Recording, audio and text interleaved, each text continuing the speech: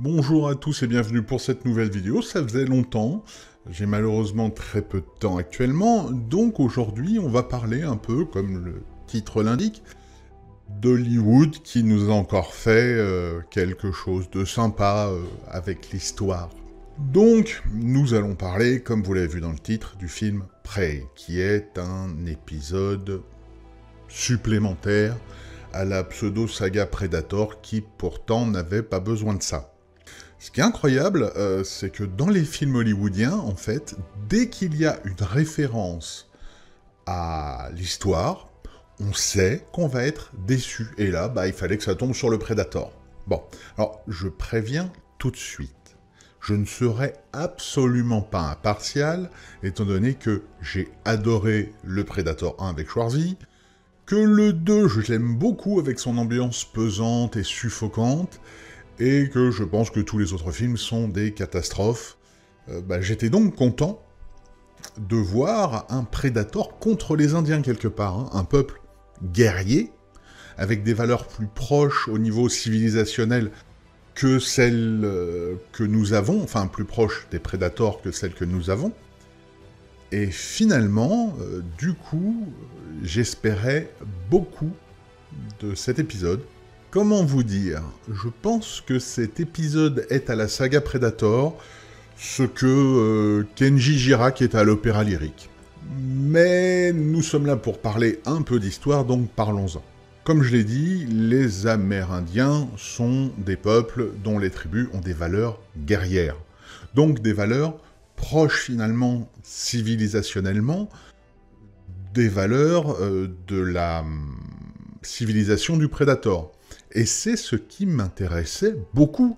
Je me suis dit qu'on aurait enfin des protagonistes qui se comprennent, parce que dans les deux premiers films, ils ne se comprennent qu'à la fin. Après une longue lutte, ils arrivent à se comprendre par une régression quelque part des héros.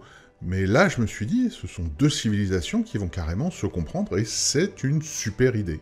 Et quand j'ai appris que c'était les Comanches, alors là, je me suis mis à rêver.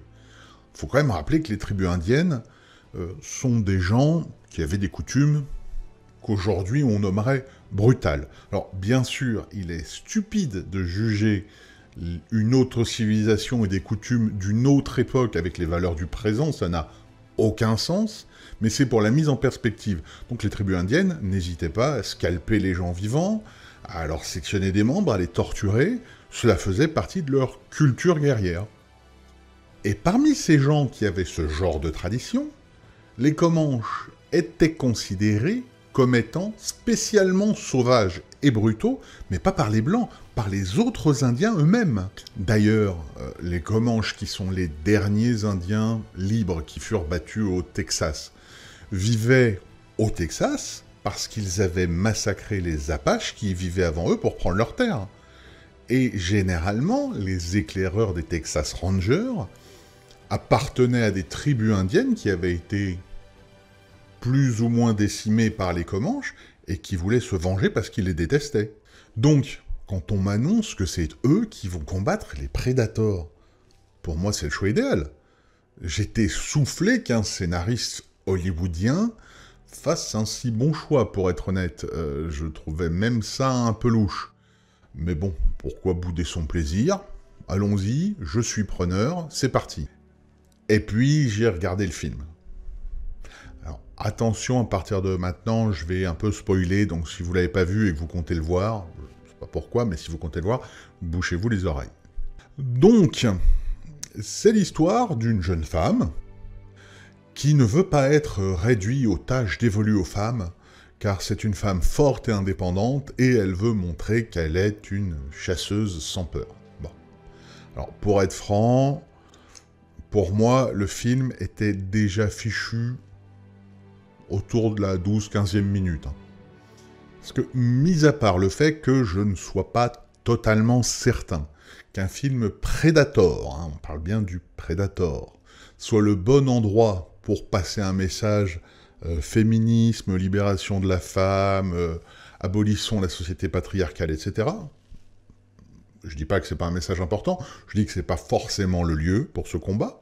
Eh bien, il y a beaucoup d'autres problèmes. Et s'il y avait eu que ça, honnêtement, ça m'allait très bien, il n'y avait aucun souci. Sauf que, parmi les 191 tribus amérindiennes de la Confédération, je n'en connais qu'une seule, chez qui le sexisme et la société patriarcale n'ont jamais existé, et c'est les Comanches. Une chance sur 191 de se vautrer, et ils ont quand même réussi. Il faut être d'une incompétence et d'une malchance incroyable. Les femmes Comanches chassent, comme de nombreuses femmes indiennes d'ailleurs. Hein. Les Indiens, ils sont pas idiots. La chasse, c'est pour nourrir la tribu. On emmène à la chasse les meilleurs. On s'en fout de leur sexe. Mais en plus, chez les Comanches, les femmes participent aussi à la guerre. Dans les raids entre tribus ou les batailles contre les Blancs, les femmes participent au combat exactement au même titre que les hommes. Il n'y a aucun sexisme chez eux à ce sujet. Il aurait suffi à n'importe qui de la prod d'ouvrir un livre, de passer 15 minutes sur une vidéo YouTube sur les Comanches, mais non. Un scénariste random devait connaître juste ce nom de tribu.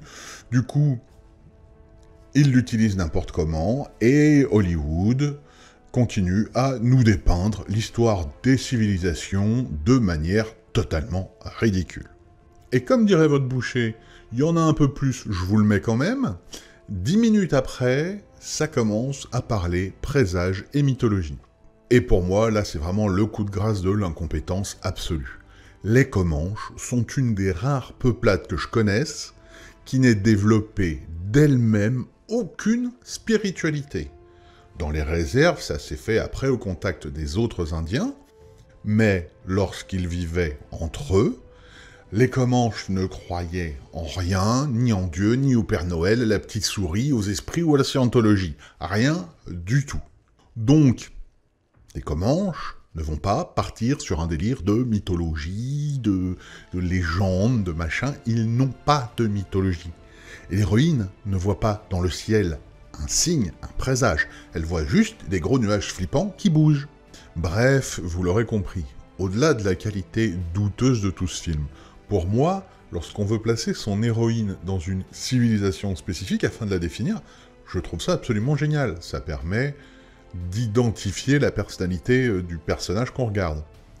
Mais quand on connaît rien à la civilisation à laquelle on veut l'identifier, ça fait juste un film qui n'a aucun sens. En 10 minutes, le film n'a déjà plus aucun sens. C'est juste une sorte de clip ridicule véhiculant des stéréotypes du niveau de « il est belge, il aime les frites ». Donc voilà où on en est. Je suis toujours à la recherche d'un film qui ne vomisse pas totalement sur l'histoire. Mais il semble qu'à Hollywood ce soit pas pour tout de suite. Bon, bah écoutez, c'est ici que je vous abandonne. Et puis je vous dis à très vite.